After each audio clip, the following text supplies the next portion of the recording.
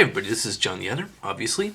Now there are essentially two groups of people who watch my videos. There's people who watch what I'm saying or listen because they agree with what I'm saying. And then there's people who very strongly disagree. I'm a very bad man, I'm evil, and they watch me as enemies. And I think the enemy group is obviously smaller, as it would be for anybody, whatever position you happen to be arguing from or for.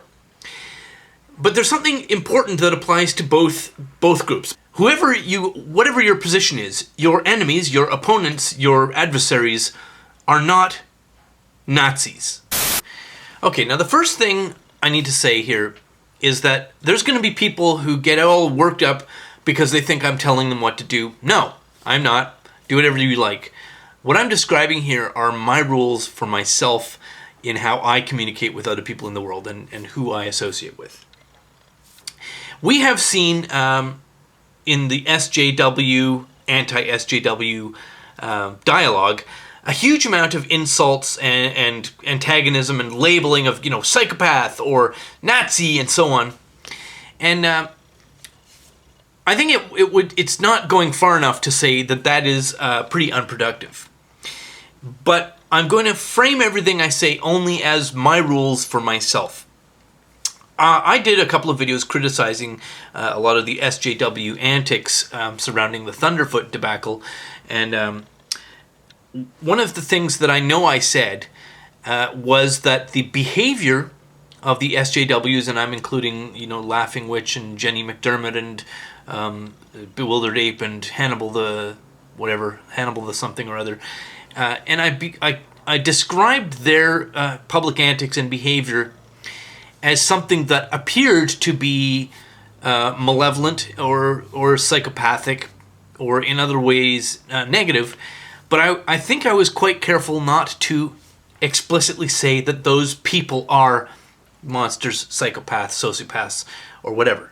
That it might seem like a subtle point, but there's a very clear distinction between describing someone's behavior and how you perceive it, and then describing them and labeling them as some sort of a monster, like, calling someone a Nazi or calling them a psychopath or sociopath or what have you.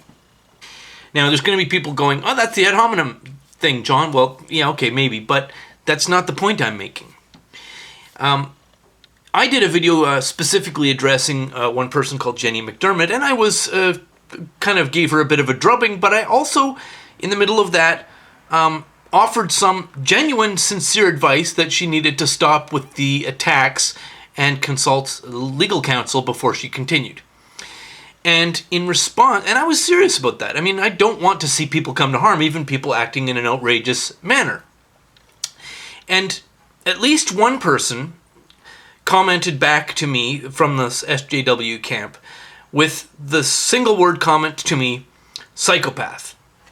Well, I mean, this is the unproductive type of commentary I'm talking about. They're not saying that my rhetoric appears psychopathic. No, they're saying I am a psychopath. No, they might call me a Nazi, as they called Thunderfoot and so on. They might call me all kinds of other things too.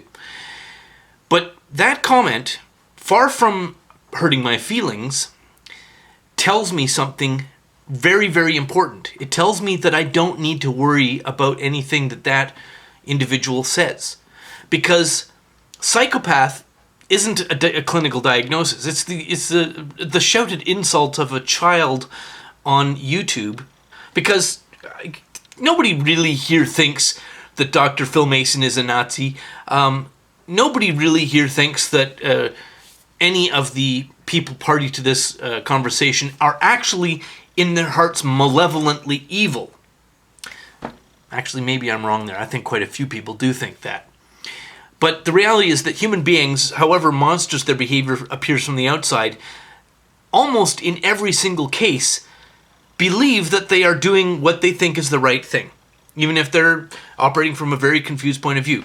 And so the attack, psychopath, or from the other side, Nazi, is dishonest. It's not an honest evaluation of a political position or a state of mental health. And when you see the lack of honesty in the opening of a conversational gambit or argumentative gambit, well, there's no need to waste your time any further. And which is why I am very careful not to condemn and label a person other than addressing what their argument looks like, how I believe it should be interpreted. And this is, I guess, a MGTOW principle as well. I'm not going to waste my life by allowing people into my sphere who come with this lack of honesty. Psychopath? No, nobody actually thinks that about me unless they have never seen my videos or read anything that I've written. And I'm not going to use that label outwardly unless it's a case where there's actually a clinical diagnosis of psychopathy.